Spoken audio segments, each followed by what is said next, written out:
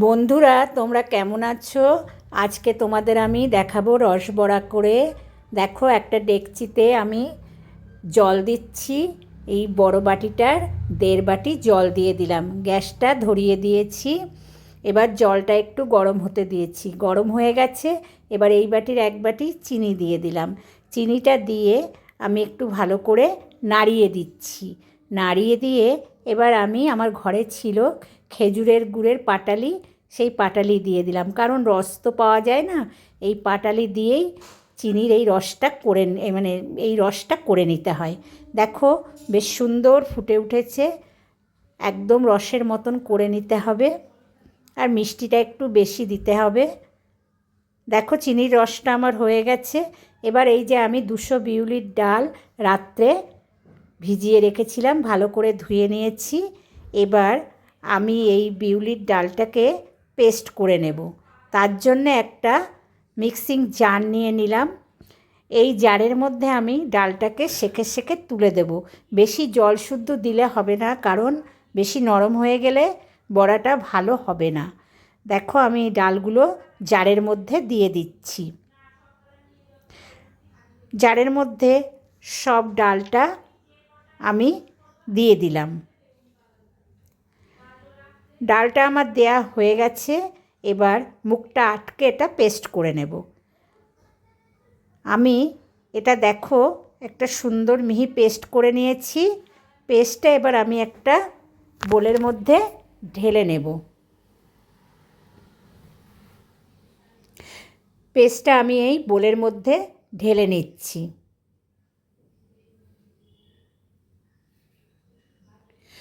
সমস্ত পেস্টটা আমার দেখো ঢেলে নেওয়া হয়ে গেছে। এবার আমি এর মধ্যে সামান্য একটু মৌরি দিয়ে দিলাম, আর একটু সামান্য লবণ দিয়ে দেব। এবার এটাকে আমি খুব সুন্দর করে ফেটিয়ে নেব। ডালের বড়ি দেয় যেমন করে, ওরকম সুন্দর করে ফেটিয়ে নেব।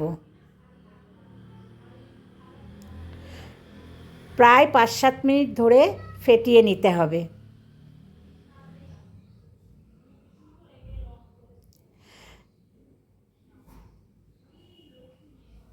দেখো, ডালটা আমার বেশ ফেটানো হয়ে গেছে। ডালটা ফেটানো হয়ে গেছে কিনা কি করে বুঝবো, তার জন্যে দেখো আমি এখানে একটা বাটি নিয়েছি, তার মধ্যে জল নিয়েছি। এবার এর মধ্যে ফেলে দিচ্ছি। দেখো, ভেসে উঠছে। আমার ডালটা ফেটানো হয়ে গেছে। এবার আমি এটাকে আর একবার একটু নাড়িয়ে নেব।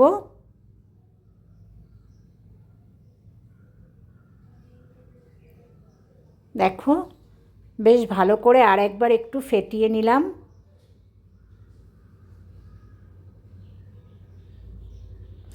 এবার কড়াই তেল দিয়েছি। তেলটা বেশ গরম হয়ে গেছে। ডালটাও এদিকে আমার ফেটানো রেডি হয়ে গেছে। এবার আমি এই তেলের মধ্যে বড়ার আকারে দিয়ে দেব। তেলটা একদম ধোঁয়াটা গরম করে নিই, কারণ তলাটা সঙ্গে সঙ্গে পুড়ে যাবে। এবার আমি এই তেলের মধ্যে বড়ার আকারে ছেড়ে দিচ্ছি। দেখো,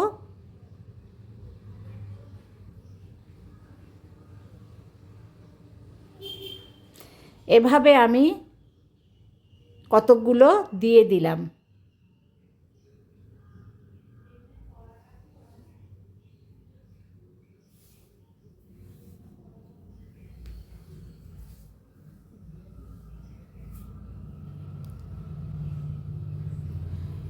আমার দেয়া হয়ে গেছে। এবার দেখো কেমন ফুলে উঠছে বড়াগুলো। এবার এটাকে বেশ নাড়িয়ে চাড়িয়ে লাল লাল করে ভেজে নেব।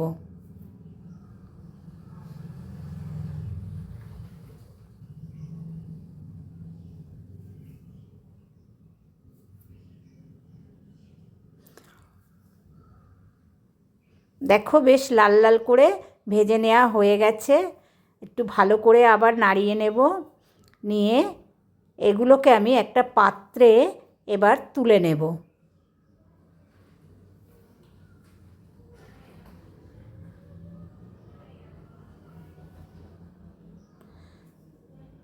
দেখো সব কটা আমি তুলে নিয়েছি। এবার এই তেলের মধ্যে আবারও দেখো সব বড়া ভাজা হয়ে গেছে। এবার আবারও আমি এই তেলের মধ্যে দিয়ে দেব বড়ার আকারে।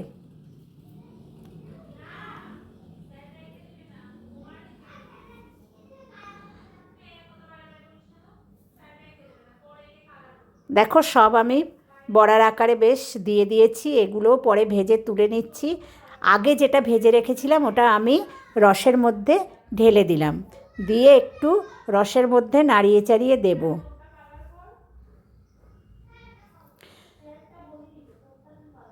ঢেকে রাখলাম। এবার দেখো আগের বড়াগুলো, আমি যে বড়াগুলো দিলাম ওগুলো একটু উল্টে পাল্টে দিচ্ছি লাল লাল করে ভেজে নেওয়ার জন্যে।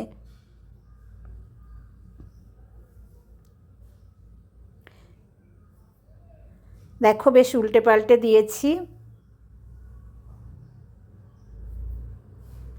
এগুলোও বেশ লাল লাল করে দেখো নেড়ে চেড়ে আমি ভেজে নিয়েছি। এবার এগুলোকেও আমি একটা পাত্রে তুলে নেব।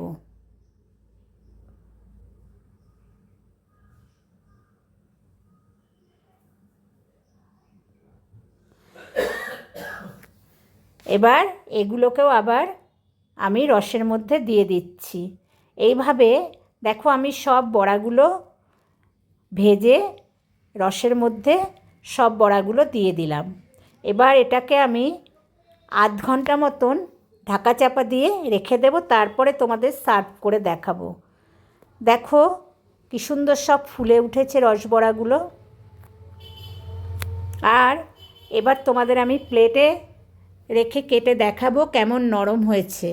দেখো আমি প্লেটে দিয়ে দিচ্ছি কয়েকটা। এবার কেটে দেখাচ্ছি, দেখো কেমন নরম হয়েছে। দেখো একদম সুন্দর নরম হয়েছে। এইভাবে তোমরা বাড়িতে বানিয়ে খাবে, খুব ভালো লাগবে। ভালো লাগলে একটু চ্যানেলটাকে সাবস্ক্রাইব করো, লাইক শেয়ার কমেন্ট করো।